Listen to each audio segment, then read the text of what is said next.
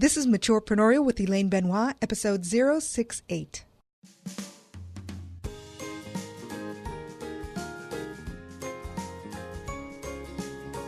Hello, everyone, and welcome to the Matureprenurial podcast, where we are dedicated to inspire, educate, and help you take the plunge to start your own entrepreneurial endeavor.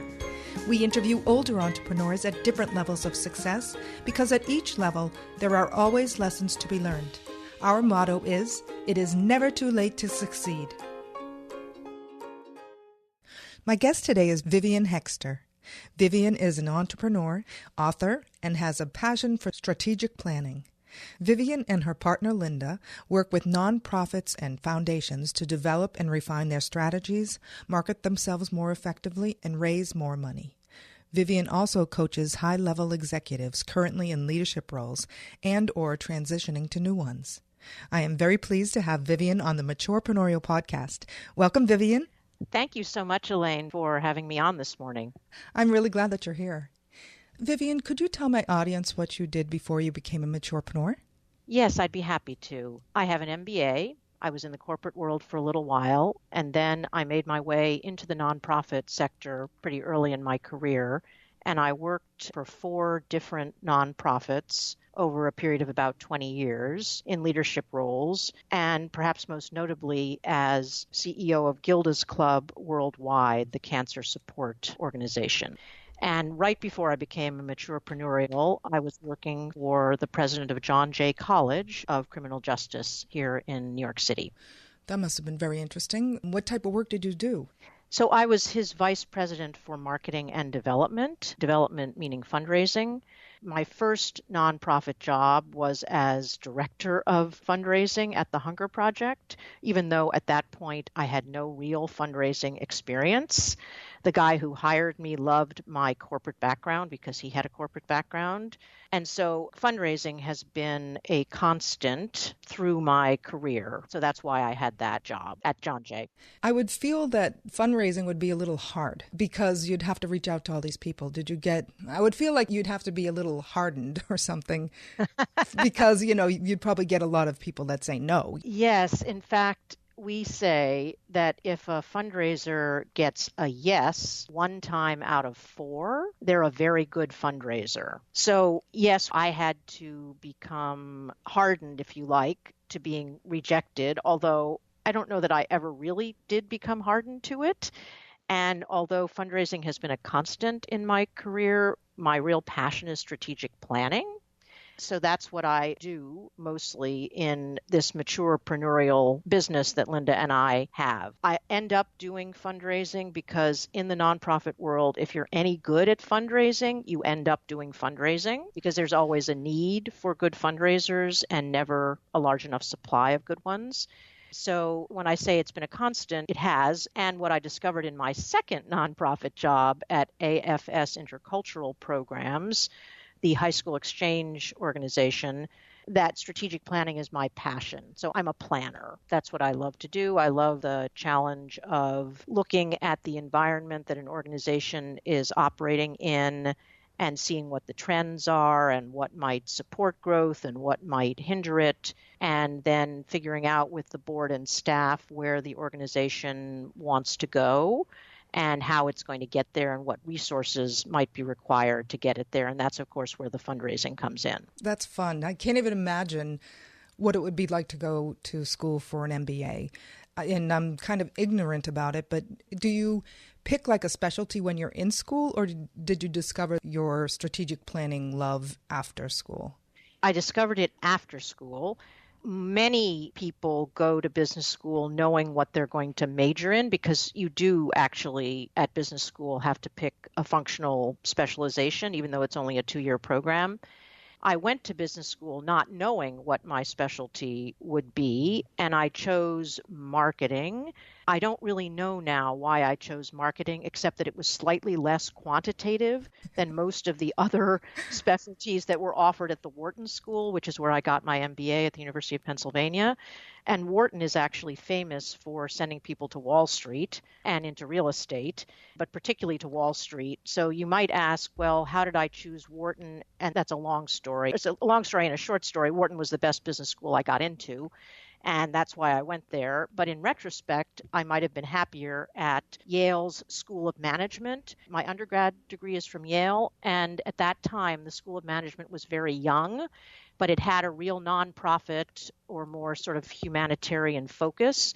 And I thought about going there, and then I thought, oh my goodness, I don't think I can do another 4 years in New Haven, or I don't want to do another 4 years in New Haven, and that's why I went to Wharton. Isn't it funny, like in hindsight, when you say to yourself, if I'd only known, then I would have done this? Is that how you feel about the Yale? Well, yes and no. I try not to regret the past, and I am very happy to have gotten an MBA, not so much for what I learned, but for the doors that it opened to me and continues to open. So I doubled my earning power in 2 years by getting an MBA. And that was something that was important to me at the time. And I also think that business school is about teamwork to a great extent, even more so now than it was then. And I was somewhat shy, not terribly, but somewhat. And going to business school really forced me out of my shell because most of the people at Wharton were extremely outgoing. I'm also grateful to business school for having sort of brought me out of my shell. Vivien, what do you do now that you're a maturepreneur? So 2 years ago, I founded a company called H2Growth Strategies with a partner, Linda. We are consultants to nonprofits and foundations on strategy, fundraising, and board building. We came together after having known each other for about 10 years. I actually hired Linda's firm when I was CEO of Gilda's Club, and we became friends and stayed friends. And then about 3-4 years ago, I was lucky enough to sort of snag a client in Greece, so a Greek organization. And they were establishing a presence in the U.S., and it was a heavy fundraising engagement. And I thought to myself, I can't do this by myself. It's too big. So I called Linda, and she came into the project with me, and we did really well for the client, and we had a great time. So eventually we became partners, and that was about 2 years ago. That's fun. It is fun. Neither of us was looking for a partner, by the way. Yeah, and it just happened. That's great. So after you started your business, what is the most successful idea that you implemented for it? I think the combination of strategy and fundraising, it's unusual in the nonprofit world. You have lots of fundraising consulting firms and you have a few strategy consulting firms, but most firms don't put those two together. And I think that that makes us unusual. So that's one thing. The other thing is that we wrote a book, right? And it came out really well and we're just launching it. So that's the other thing that I would say has been a very successful idea. But those two things, I think, would be the most successful ideas we've had. Okay, why don't you talk about your book right now? Well, actually, it started out as a research project because we work almost exclusively with nonprofit board members and staff. We have worked with a lot of nonprofit leaders, and we wanted to know more about nonprofit leadership. So we interviewed about 50 nonprofit leaders over the course of a year. They're mostly CEOs and mostly of A-list large organizations like the Rockefeller Brothers Fund and the William and Flora Hewlett Foundation and Goodwill Industries International and Share Our Strength and on and on.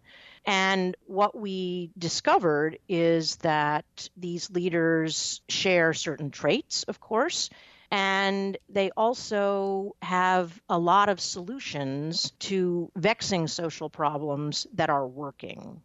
And because it's the nonprofit sector, not enough people know about the solutions that these leaders have uncovered, discovered, pioneered. And so we wanted to amplify their voices and really let the world know that there's good news in social change. And we really need good news at the moment, in my opinion. And we discovered 7 principles that apply or seem to apply across these organizations in making social change and making lasting social change. And those principles frame the book. And what's the name of the book? The book is called Big Impact: Insights and Stories from America's Nonprofit Leaders. I'll put this on your show notes page. Thank you. Now that you told me about a successful idea, what is your least successful idea and how did you change tactics to fix it? So I don't know that I would call this an idea exactly, but we set out to be consultants. We set out to be in a service business because that was what we knew. And what we have discovered is that to really be successful these days, it seems to us that you also need to have products, not just services. And so the book is a product and will give birth to a lot of other products because we have so much material that we've gathered from the research. And we are committed to having now a mix of products and services because it seems to us, again, that the nonprofit consulting world has changed dramatically since the recession and that it is difficult now to make money doing it because from a daily or hourly rate business, it's turned into a project-based business. And so you bid on a project and you tell the potential client it's going to cost $100,000 to do this, and then you're stuck with the $100,000, no matter how much time the project takes. And inevitably, it takes more time than you're budgeted for. And the way we work, I should say, is that we employ people, we employ their subcontractors with specific skill sets, and sometimes they're interim directors of fundraising or development, and sometimes they're prospect researchers, so they're finding out about potential funders. Sometimes they're writers, and we make commitments to them. And it's challenging to manage a business where it's all about the service and wanting to do a good job, but you're committed to a particular model, right, which says this is a project and we're going to do it no matter what it takes. Now, that being said, of course, there have been times when the project went so far over the original estimate that we've gone back to the client and said, could you help us out here? And sometimes they will and sometimes they won't. Is there anything that you can think of now that you wish you could have done different, knowing what you know now? I think we would have launched the product focus earlier. I think our business plan would have included products. And again, when I say products, I mean really like packaged content, because really what Linda and I have is our experience and our knowledge from all these years. Together we have like 40 or 45 years of experience, right? So we know a lot. So that's really what we have to sell. But the idea is to package it in ways that are appealing to people and have much smaller ticket prices than our consulting services, which are expensive just by virtue of the work that we do. But you still do the consulting work, right? Absolutely. We have a couple of large gigs at the moment. One is with New York City Opera, which has risen from the ashes. It went bankrupt 5 years ago and now has been brought back to life by an impresario. And our other client is St. Mary of the Assumption High School in Elizabeth, New Jersey, which is an inner city Catholic school. And I didn't really know this until we started working with them just like 2 weeks ago. But inner city Catholic schools are a dying breed. And the principal of this school is determined to raise enough money to not just save the school, but to have it thrive in the future. He's very inspiring, actually. And his kids are great. So we're helping them raise the money. When you first decided to open this business, did you have to leave another job to have this business? So initially, yes, in 2011, I was working at John Jay College and I left that job. And initially, I thought about getting another job because at that time I was maybe 50 and I thought about getting another job. And then I think I might be better on my own. Actually, a coach convinced me that I would be better off as a consultant. So that's when I started my own business. So yes, I absolutely did leave a job and this all the quote unquote security that implies. So was it scary? Oh my goodness. It was and is scary, Elaine. Still? It was and is, yes, because now we have people working for us and relying on us. They don't work for us full time, most of them, but they do work for us. And so we both feel a tremendous amount of responsibility for them, for those people, as well as for ourselves. Right, I can just imagine. And I'm assuming that your husband was okay with you doing it. Like, did you need courage to even say something to him about starting something new? It's interesting. He's my second husband, and he's incredibly supportive of me. And I guess initially he was a little worried, but he sees how much happier I am, and he really loves that. And he loves the fact that we've written a book. He's so proud. I would say he's my biggest fan. That's great. Now that you talked about the husband aspect of it, when you started your venture, did you come up against any resistance from family or friends? And what did you do to overcome it? Resistance. Like, they're like, why are you doing this? You're crazy, like anything like that. But, by the time I did it, I was 50. And so I really was sort of beyond the stage at which my parents, who are still alive, by the way, would really have had much to say about it. Yeah. I think they worry about me, as parents do, but they also understand how much happier I am. And so that really makes them happy, and they're over the moon about the book. That's good. And my friends were like, go for it, Vivien. You have what it takes. Go for it. That's great. So you had a lot of support, which is really, really nice. Yes, really nice. What is the most important advice that you've gotten? And it could be life related, it could be business related, doesn't matter. I've gotten so much good advice in my career and my life. I really believe strongly in mentors, in having mentors and being a mentor. So I try to mentor other people, and I do mentor other people. I'm remembering something that actually my boss at the Hunger Project said, and he was a great guy, is a great guy. He was the COO, and he said, we worked hard at the Hunger Project. We worked really hard. In fact, the office was open from 9 to 6, right? Those were the office hours.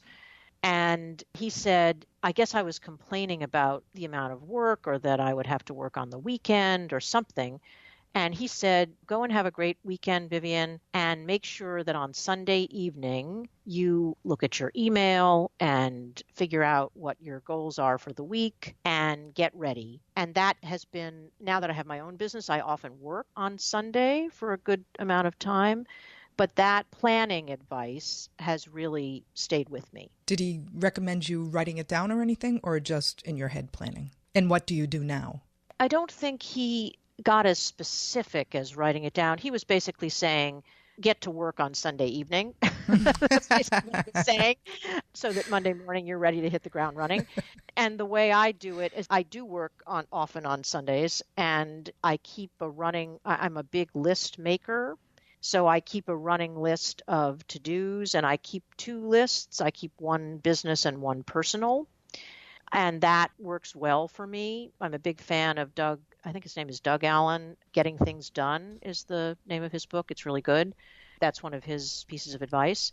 So because of my planning passion, if you will, I'm always interested in efficiency and effectiveness and results and doing things better. I mean, that's part of who I am. So I'm always, and I try to follow the advice that others give that is supposed to improve productivity. And sometimes I do and sometimes I don't. Vivien, do you use a tool for that, or do you just write it on a pad of paper?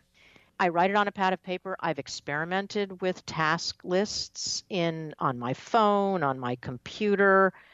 And honestly, I'm very old-fashioned, I guess, but the electronic task lists, I found them to be cumbersome, and it was sort of more trouble to check them off and whatever. That's just what I found. So, and of course, I use my calendar for major. If we have a proposal due in a week, or we're going to a conference and we have to send something in, well, I mark the calendar a week ahead. But mostly it's good old pen and paper. And there's something really satisfying about that, I find, is when you write it down, it almost solidifies it a little bit better than if you were typing it, in my opinion. Well, yes. And, now there's all this research about how when you take notes, like in a class or a lecture, and you write them down as opposed to typing them into your computer, which is what kids do at college now, that you actually learn it better when you write it down. Yeah, and I could see how that would be, because it takes probably a different part of your brain to actually use your hand too, in that way. Mm-hmm, mm-hmm. So, and I'm not sure that's the best piece of advice I've ever gotten. It's the one that came to mind. Well, that was a good one. Yeah, thanks. So what would you say to somebody who is just starting their own business? Like, what advice would you give them? Make sure you have a passion for what you're doing. Be prepared to work hard, network like crazy, and make sure you have a business plan. That's what I would say. So you talked about a business book. You talked about Doug Allen's book. Is there any other books that you could recommend to somebody, that like one or two that you say, oh, they have to read this? Well, I love Jim Collins, Good to Great, Built to Last. He's a management guru. He was really big in the 90s and the aughts, but I think he's brilliant. I also like Book Yourself Solid by Michael Port. It's about getting more clients, and I think it's quite good. So those are, you asked for one or two. I mean, I could give you others. That's good. What is the most surprising thing that you've discovered once you started your endeavor? It's a marathon, not a sprint. No, I don't know that that's the most surprising thing, but you've caught me at a moment where literally for the 4 or 5 months before the book came out and while we were launching it, I was pretty much tied to my desk, and it was a huge amount of work. And so you caught me at a point where I really need a vacation. So I might say something different at another time. I guess the fact that I have a partnership is surprising to me. Because again, neither Linda or I was looking for a partner. So it's still, sometimes I pinch myself because it's so great not to be all alone and to have someone to call to bounce ideas off of. Because of course, when you're a consultant, you don't really bounce ideas off the client. You come to the client with solutions. So sometimes it's good to be able to bounce the ideas off of someone else before you try them with the client. There's a whole other set of benefits that come from having a partner. It really is a great thing if you can manage it, because it can be challenging, I think, if the fit is not good. And it happens that Linda and I are just, we're polar opposites in terms of our personalities and to some extent our skill sets. And so it works really well. That's right, because then something that you're not, I'll just say, good at, she could be good at, so you kind of balance each other out, like you said. Yes, that's great. Yes, and help each other out. Right. How does it work with writing the book with somebody else? How did you share the responsibility? Well, the book began with interviews, so we more or less split up. So in certain instances, we actually did the interviews together, like we went to see Stephen Heinz at the Rockefeller Brothers Fund together, for example. But in a lot of instances, the interviews were done by phone, and we did them on our own. So it wasn't necessary for both of us to do it, and that was one way to divide and conquer, as it were. And we came up with the framework for the book together, and then we sort of split the writing and the editing, although we had a professional copy editor, of course. But it sort of worked. That's great. Was it satisfying? Yeah, I found it very satisfying, and I think Linda did as well. My mother wrote books when I was growing up and had them published. So I guess there's a little bit of that in my DNA. I don't know. But yes, I'm incredibly proud of it. And there were days when I didn't want to sit down at the computer, for sure. And I don't know, do you know about the 15-minute trick? Yes, I do, but just explain it. So when I have to do something that I really don't want to do, I set a timer for 15 minutes. And I'm not allowed to do anything but that one thing for 15 minutes. And at the end of 15 minutes, I can get up and walk around or, get a glass of water. And you would be amazed how much I can get done in 15 minutes when I'm really focused on it. It's amazing. Do you find that you would go back? I mean, after the 15 minutes was done and you got up and got your glass of water, did you find that you would go back and do more? Or was that just like, okay, I'm done. 15 minutes is enough? No. Often what I would do is use the 15 minutes as a way to get started. Mm-hmm. Right. So, because once I've started something like a chapter or a whatever, I'm usually pretty good at continuing it. Now, there are days when I've had to use the 15-minute trick multiple times. But I found it an incredibly helpful tool. Someone mentioned that to me just recently, about a couple weeks ago, I think. That's Mm-hmm. how I knew about it. Yeah, She was another writer. So what do you think is the biggest problem that you see right now in the entrepreneurial space? That's a little hard to say because we don't know what's going to happen with the tax bill. I do think, now that I'm a small business person and a Matureprenurial, that the way our economy is set up really does not favor small businesses. And I'm thinking about health insurance, for example, but other things as well. So it really is, I think it's just challenging in general. And again, particularly because of all this uncertainty now about Obamacare and what's going to happen with taxes. And, I'm sure someone who worked in a large corporation would say the same thing because big business doesn't like uncertainty either. But also, the tax bill could have major implications for philanthropists.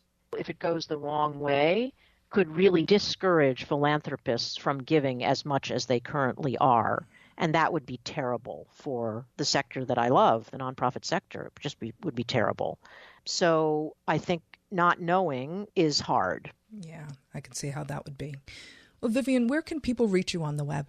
The URL for our website is H2, and then the word growth.com. So H2Growth.com. That is where they can reach us and find out more about our business and about the book. Okay, great. I will put this all on your show notes page. Fantastic. Well, Vivien, I would like to thank you so much for being on the Matureprenurial podcast. So, Elaine, it's really been a great pleasure to meet you and speak with you. So thank you very much. You're welcome. Thank you.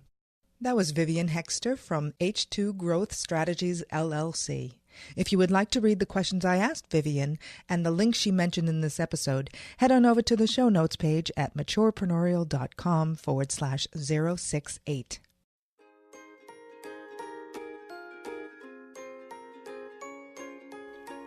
Thank you so much for listening to the Matureprenurial podcast. We'd love it if you would subscribe to the show and sign up for our mailing list. And if you enjoyed our show, please head on over to iTunes and leave us a review.